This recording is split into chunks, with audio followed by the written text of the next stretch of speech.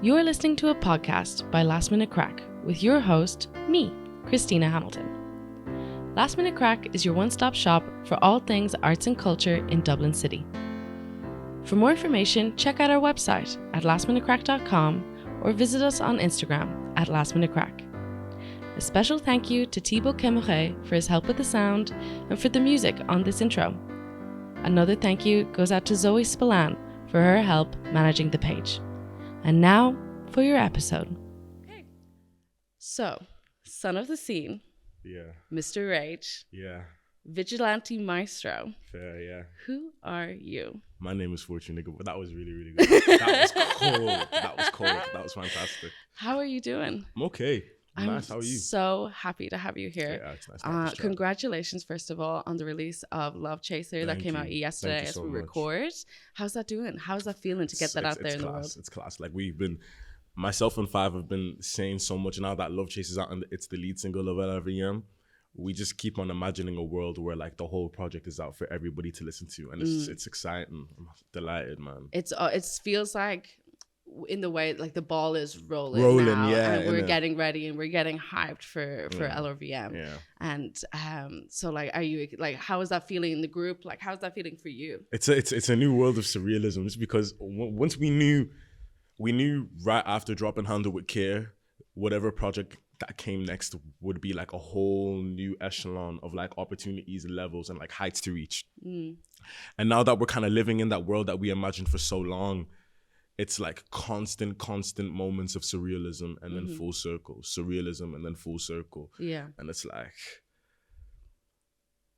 the potentiality of what it's become from September till now, like 6 weeks out. I'm grateful. I'm excited for everything to start coming my way. And I can see it. I can see this picking up, and I can see finally, because I followed you for a little while now, and let's talk about beginnings in a minute, but I can see this, it's picking up. We're picking up now. We're getting speed. It's like I'm just happy to see that the Rage is getting the attention it needs, attention that it's been demanding this whole time. And it's really exciting to see. So let's talk beginnings. So you started out in 2018. And you're quite young as well. And I like, not that matters in the thing, but like, it's interesting to see somebody with this much, I suppose, pickup, in this space as only what, you're 20 something, let's say. Are you 21? 21. Okay. It's interesting to see somebody with so much pickup, but like, talk to me about, you started off as a poet or as a spoken word artist, or you were playing in that space. I was always doing something along the lines of creative writing from like knee height. And like musically before and it would have been singing in a school choir for like the communion, the confirmation. Yeah, of course. And then, I had a really, really close friend in choir at the time, and we did a Christmas rap, myself and himself, and he was like, "You're class at rapping, like you can sing, but you can rap way better." So I said, "Okay, I'll just get better at rapping, and I'll be a rapper." And then 2018 was when like there was a world you could release music in. I dropped my song Majestic on Spotify, which was like way out of reach at the time, like Spotify and DSPs and everything along the lines. But I don't even know where we're. The reason I bring up your age in this is that you're obviously so young when you start off. Right, yes. And so I can see how, like, the grind there has brought you to where you are now. But did you think you were going to end up where you are now when you started out? Yeah, like I always knew I was going to be a musician. I just thought the like finer details in the story and the come up were going to be completely different. Because I think we all grew up in a world where, in my mind, like 8-9 years old, if I wanted to be a musician, I was like, okay, I have to make a demo, get signed, goes from there. So that was always the process I imagined in my mind. I never thought independency would be the thing that I like push the most as of right now. So that's the only thing that's really, really different. And let's talk about that. Why is being independent so important to you? Because I think, like I said, like the world we live in has changed a lot, and there's such a high volume of everything going out. The people that we used to go to put us on can't put everybody on at the same time right now anymore. So I'm still ready for an opportunity where if somebody doesn't want to present opportunities for me further than what I can for myself, I'll sit down and have that conversation. But in today's day and age, like there is so much capability in like making sure you've done your bit today, you've done your bit tomorrow. Like it can be a career before somebody else like takes it from here to here on Absolutely. a day to day. So I'm just trying to focus on that more than anything. Absolutely. Yeah. Absolutely. So let's talk about the sound, because I was listening back to some of your music yesterday. I love Piss in the Corner. I love just bopping around. I'm doing the dishes and I'm like, pop, pop, pop, pop. Like, man, I know. I'm vibing all the time. Thank you. And I love your music. But something that's very... If you go to Fortune's Spotify right now, which you should do just regardless, but if you go to Fortune's Spotify right now and you listen to the top 5, like, you know how they show you the top 5 like selected tracks, each one of those tracks are incredibly different. Incredibly different. Is that... You know, in one sense, I could see how people might think that, or maybe you're still experimenting. Are you still experimenting, or do you feel like it's a different thing for you? It's important to always have a different sound. Is it on purpose, or is it an experimenting and still finding where you're going? It's a process of experimentation right now. Like I always used to say, with Handle with Care, it was my introduction to what a new rage sounds like to Dublin. And I feel like LRVM is my project that I can introduce a new rage to Europe. Sonically, that's what we've been going for. Yeah. And it's not so much ever about difference, but it's always about the story at hand. The story changes every time, so the sound can never be the same. Oh. If that makes sense. No, absolutely. That's beautiful. Yeah. I love that. And what is the story? As of right now, we're really trying to soundtrack Mr. Rage transitioning as Dublin is transitioning, because things aren't the same as they were in 2021, 22, as they are now. Even pre-COVID, things are a lot more different than they ever have been. And I feel like now Dublin is like sitting on this plate that's like waiting to explode with like all of this new creativity and opportunity. And I think like London's about to start putting on way more Irish actors and musicians. I think it's going to be the same scenario in America. I really do think we're about to live in a world where like the top billboards in the world, you're going to see more Americans fighting with Irish artists for the #1 spots. Yeah. And LRVM is like Mr. Rage's soundtrack of like what Dublin looks like while that's happening right now. Okay. Because we started making LRVM the week we sent Handle with Care. And the riots happened shortly after. So that piece and like how that's fused into like the climatic change in Dublin City alone has been like a big focal point. There's loads of samples from riots, from buskers on the street. A lot of it right now is just like what Dublin sounds like while we're going through this change from being like here in the world to like here in the world. You're hearing about us way more. So you feel like as a person, as an artist, would it be correct to say that what you're doing is like funneling the culture, funneling the energy of the city through your music right now? Essentially, yeah. Like it's been the main focal point. Is Dublin is insanely beautiful in the summertime on days like this where we got our shades out in them. But I didn't see this at all while I was making this project. This is just coming recently. Like a lot of the project was just made in the IFI cafe on freezing days. But nonetheless, the days were darker, they were a little more grim, but there was a different type of cinematic energy in the air with Dublin. Gotcha. Like listening to these songs, walking through Dublin City, that's where everything will kind of coincide. Because I feel like it's just been a moving picture going 24/7, like a movie-esque way of Dublin recently. So I've just been trying to like make music that would suit that film. Okay. So for people who are tuning in that don't know Love, Rage and the Vigilante Maestro, which I love. Thank you. It's cinematic, I think, as a title. That is like, I love that. Let's talk about like, just for people who don't know what's going on. Do you want to talk about that project? You said it started just around the riots. Like, do you want to talk about what people are going to expect? Expectations are like, and it's so funny. The only reason I can say this is just because we just did the like listening party for the demos and the first mixes with Jameson, and by the reaction to like the songs and how they transition into each other, they're really there really isn't any expectation people can have that will match what's gonna come out. It's so funny to say, because I think I might be like one of the few artists in this little like bubble right now that has a project of work that like nobody can expect from them. Okay. Like absolutely at all. Yeah. I don't even know how to describe it after seeing the reactions to it, you know. That's so, it's so cool that you're coming fresh from that. Like that's great.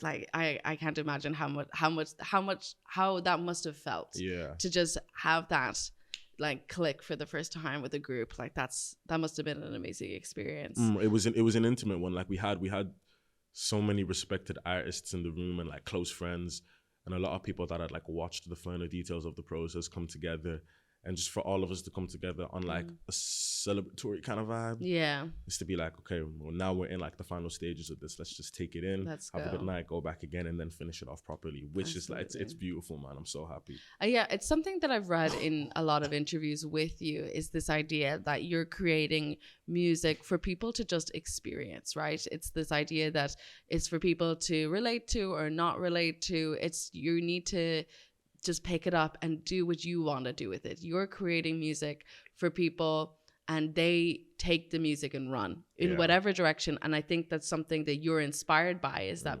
the people's reactions to your music. Would that be correct? Or to only so much, to an extent. Like I think I definitely find inspiration because there's very little that can like throw me off course. Like I believe a big part of the thought process in making LIVM was like I said I had to treat my life like God's writing a script every single day, and you play the character that you've been given. And I've been having a lot of fun in that. I'm in the world where when I've got songs like Piss in the Corner and I push things like Rage, they're already there is like a bubble of thoughts and like stigmas that people will throw down on it.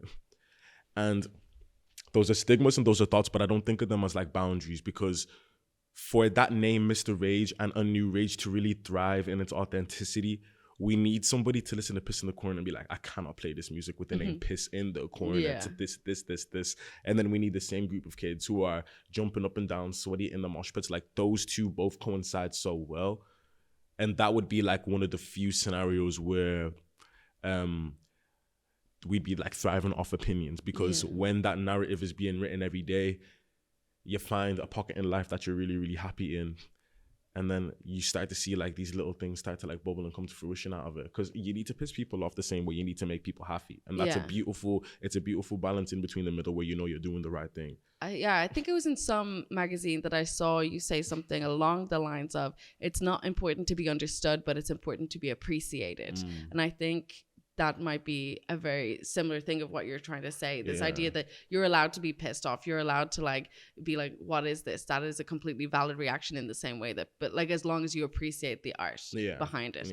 I'm interested in that a little bit, in the way you talked about in other interviews about, you know, the moshing and, you know, and first of all, let's talk like you've sold out huge venues in Dublin. Like you've sold out Button Factory. I came close. I was like 20 tickets off. I'll count it. Cut that out. Sold it out. So Soundhouse and somewhere else. There's been 3. It was the Sugar Club, the Button Factory, if you're counting it. I'm counting it. I appreciate. I'm not a little 20 tickets in between you and a sold out show, babe. The Grand Social, and then Soundhouse, Grand Social. Soundhouse, Grand Social, Button Factory, Sugar Club. Amazing. And like to do that, like that's some people's dreams to do that. And you're already there. It takes you're running. But in some interviews, you said that the reaction to your music and the moshing and the energy, because we've been, myself and my partner who's on Sound T, have been to your shows, and we were in the back because we're not your demographic technically. Right. We're like 1 or 2 years older than your 1 or 2. But we were sitting in the back and we were like, we just had this joyful moment where it was like, the kids are loving it. The kids are living. The kids are gonna be all right. And that sounded like such an old thing to say, but it was just this moment of joy to see this. But anyways, back on track. The reaction to your music kind of seemed to surprise you at the beginning. The moshing, you said it comes as like something that's just authentic. You never asked for it, just happens. Is it still as surprising today as it is now, or does it make sense?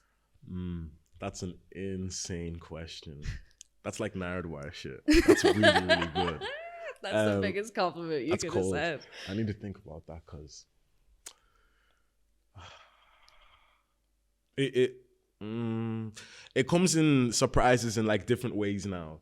Like the shows you would hope that they would be there, and when it's there, like it's always nice to see you guys again. So there's like that familiarity there on stage, but where it comes in different reaches and surprises is just like on a day-to-day. In 2024, just like me being on a walk or in the city and like somebody's being like, hi, we really appreciate this song or that song, or I've seen you at this show or that show. Yeah. That happening on such a more frequent occurrences, that's like surprising. Not the fact that it happens, but the fact that it's happening on regularity now. To live in a version of Dublin where like I'll walk out and a couple of people will know me just from like the art that I've put out. Yeah. It's cold. It's cold and it's surprising. Yeah. Something I also loved about your shows was the community around it. And I think I want to talk about the people that are surrounding you right now, because it was not, it's not just a Fortune show. It's not, and it could. I don't think you like, respectfully, and I think you will agree. I don't think you could be who you are without the friends that you surround yourself with. Let's talk about everyone, and how you guys met, and like their influence on you as an artist. Yeah. Like I take so much pride in the friendship that I have and the family that we've built around it, because I love the concept of family that we've doubled down on. Like it's with Family Ties specifically, we always said like it's like the concept of the family and the people surrounding the family before everything else. And it's been an interesting year because as of right now, all of the stuff within like the music and the shooting and all of that has become second nature. But where we really, really double down on a priority is like checking in with each other as of recently, just because we realize the heights are going up and up. We'll always get the work done, but it's like the mentality of the person in the process as well. So like Nikki, Tad, Five have been like flat to the mat with the LRVM rollout themselves. And just for, like I said, for the height that it's at right now, the roles that they've taken as like my friends and common like siblings in this game at this stage now is like fantastic. Just to know that the people you work with as well as like prosper with care about you and you care about them so much. Like it's just it's again like another year where I'm just like, I'm lucky. I'm so lucky. There's a line somewhere in one of your songs where somebody says, how can I fail when I have Fortune on my side? And I thought that was a really good way, I feel like, of explaining like the energy within your friends. Not that it's just about you, but I feel like you definitely get a sense when you see like you and Danzy and Kuba and Luna up there. Like it's very much an energy of I can't fail if I've got my friends. Yeah. And do you feel that? Yeah, like it's so funny because that's the confidence that we walk in with every time. It's at a stage now where even if, say for example, there was a Fortune Igiebor show tomorrow, it's a 50 cap, we only sold like 10 tickets. The 10 people will be there, but the amount of us in Family Ties alone screaming and shouting at the front will suffice. Okay. And we've kind of made that like that's a standard with us now. Like if a show is on, you're always going to see a family member at the front. And when we're together in unity, you kind of look around and you recognize the strength, the knowledge, the determination in that group all together. It's definitely tapped us into like a superpower. Like right now, Danzy's got this new single, Sunrise, coming out that I got to produce for him. And it was something that we started working on at the start of Family Ties, like just right before the Soundhouse show. And the sheer growth in that song alone has like shown like how serious we've taken honing our skills on behalf of each other.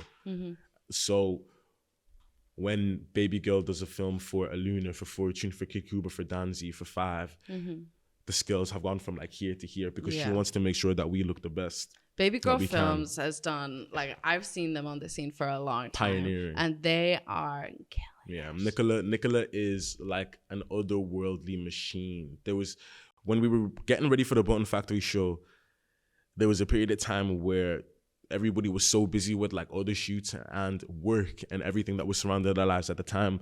Nicola was on like 2-3 shoots a day, then Amazing. up all night editing, and then to do it again and again and again and again. And then we got into editing the documentary, and then it was the same thing again. Incredible. Like the work ethic she's tapped into for Family Ties is the reason like we look as good as we do. And the same thing with Tade. Those two are just alienated in terms of where they come from and how they think. Yeah. Absolutely. Couldn't agree with you more. So I'm interested now. You've had so much success in quite a short amount of time. Like you've sold out the shows, you won Male Artist of the Year at the BIG Awards last year. Like, you know, you're working with, you know, brands like Jameson, you have the documentary out, you know, you're like, there's so many things. Was there one moment when it clicked and you went, we're on a roll? Or has it been like a slow, gradual thing for you? It's been slow, but I think there hasn't been a moment where it's clicked and we've been like, oh, we're on a roll. But I've kind of been using these measures as checkpoints as like when I really start to get nervous again. Because once I did my debut headline, no, I won't say the debut headline because that was okay. I think it was the New Rage show. That was the first time I remember being like insanely nervous for a while. And that was just because I remember hearing Kid Kuba's mosh pits while I was in the green room. I was like, I have to go down there like, to perform with these guys. And I did all of these shows for a while. With Button Factory, there was so much responsibility on me. It was just kind of like, I don't have a choice to be nervous. You just go do the set. So that was great. That was fantastic. The same with Handle with Karen, that rollout. But it was the premiere. I was in my hotel room before going to the Sugar Club and I was bricking it. Like for the first time in ages, I remember trying to button my shirt and my hands couldn't sit straight like this. I was sitting down like this, just like trying to calm myself down. And I realized it was because like film is something that I've been teasing to the rages into the world, that it's something I'm been interested in, been practicing, been working on, been due to tap into. And the documentary being such an intimate film, a timepiece of like something we cared about so much, just presenting it to the world. Once I realized we were at that stage of a new rage, it kind of settled like, okay, that's like when you're at a new level. And then it was the same thing with the Jameson listening party that just came and passed, because it was like we'd been working on this music for so long. It is completely different to Handle with Care. The concepts are way more ambitious. So the nerves kick in again. And that's the only way we've kind of been able to measure, or I've been able to measure where things are starting to like reach new levels of seriousness for myself, maybe more so than like the whole operation. And is there a place where you're aiming for, or is it more of a I'm taking every opportunity that I have and running? Yeah, I think I like to say that I have things pretty planned out in my head, but like the Button Factory wasn't planned. In another world, we wouldn't have taken it straight after Soundhouse, because the jump from 250 to 400 was like otherworldly to us. And we just took, like you said, we just took it and went for it. So I feel like anytime something comes worthwhile and it's worth the time of a new rage, and all of us kind of being like, okay, we'll stop this and dedicate all of our time here, because that's what it takes when it's something big. It's not just myself anymore. It's like everybody's like, okay, guys, is this worth our time? Let's shift and give it our time.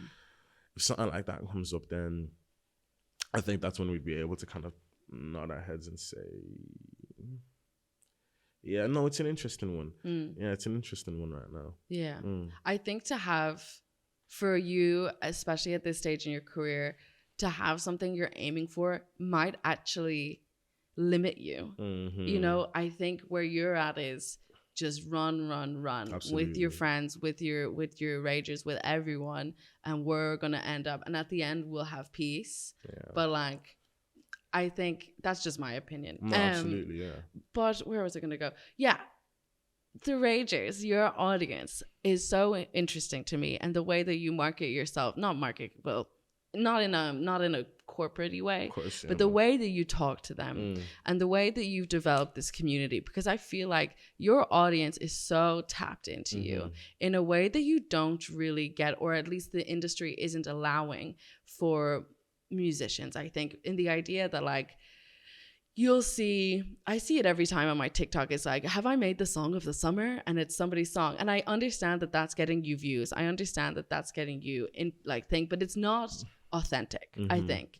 And I think the way you're building your audience is very different. You talk to them a lot in the way through Instagram, like, how are you feeling today? Or this is what I'm at. Like, what's your thoughts on this? Do you want to talk about how you've created, this community, the ragers? I've always known like there is no rage without the ragers. Like if I'm not talking to the people who are like pretty much like fueling the whole operation. And this is my thing. I was saying this just at Asker where I was at the other day. I was doing a panel and I was talking with like Amanda, Toby, and these fantastic people. Oh, they're phenomenal. And I was saying, and again, it's never any shade to anybody who's in the business and my colleagues and the people that I look up to. But I feel like as musicians, we could all be doing a much better job at leaving people feeling connected to what they're listening to, who they're seeing, and what they're being told to believe. Because that's essentially it. If you go search how to promote a song, how to promote yourself as a musician, everybody's going to tell you have to give them something to believe. Now, if it's a case of you type in how to blow up on TikTok, that's a completely different video. You make a song that sounds the same as these other 5. You write lyrics that sound like these 3 artists, push it to these 3 places with these 3 hashtags. Best of luck. Yeah. Let us know how you get on. But I feel like myself and the rages, the supporters especially, because they're tapped in, we now understand that I feel like we are doing what we are doing to essentially like tidy up what we don't like about the music industry and build a ministry of authenticity again and again. Because we've seen it happen once and twice, a couple of times before, but all it ever really takes is one person with one idea who's willing to take it far enough to change the way things are going. And everybody's been acknowledging and accepting that music might be going down a way where authenticity is less important, something organic is less marketable, and that formula of like the connectivity between a fan base, a support system, and the artist is like being diminished because these companies, in fairness, they need the artist that's going to make them the money the fastest. They weren't put into this world to push authenticity because they're businessmen. We are the musicians. And now I realize that because I have so many ragers pushing me to the forefront, every opportunity I say, guys, I need your man's help, they catapult me. There's going to come a day where I'm going to have an opportunity to sit in a room with all of the people who run the labels, who run the TikToks, who run the Instagrams, and I'm going to go ragers one last time. They're going to sling me and I'm going to fly all the way in the room. I'm going to sit down and I'm going to be like, so I've been sent all the way from Dublin to tidy the way things are running right now. We can do this. How do you know? I've done it myself. These guys have helped me. If you want an example of authenticity still being a real case, give me an opportunity. Give Danny an opportunity. Give Aluna an opportunity. You see what I'm saying? Absolutely. So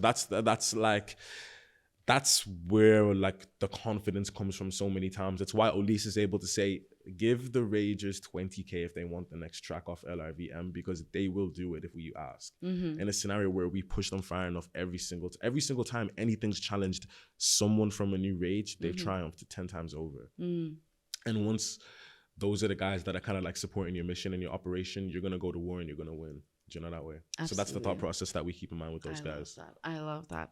I'm so sad because we're coming to the end of the show. Time, and I have so many other questions that I want to talk to you about, but we'll just have to do this again. Okay. That would be fun to do actually, if we check in with you every so often, like they do, like absolutely. The like where you're at every so often. No. Okay. We'll chat.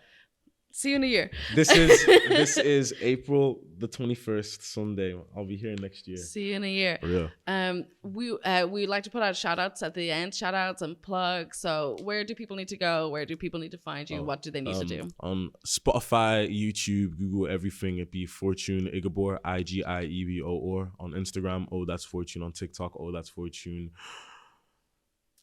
We'll link it all in the description. Last minute crack. The future. We'll link everything in the description. But fortunately, this has been one of the most enjoyable interviews I've done. Thank you so much for your time. Thank you all for listening. Thank you to Music Maker for having us. We'll see you in a year. Goodbye. Bye-bye.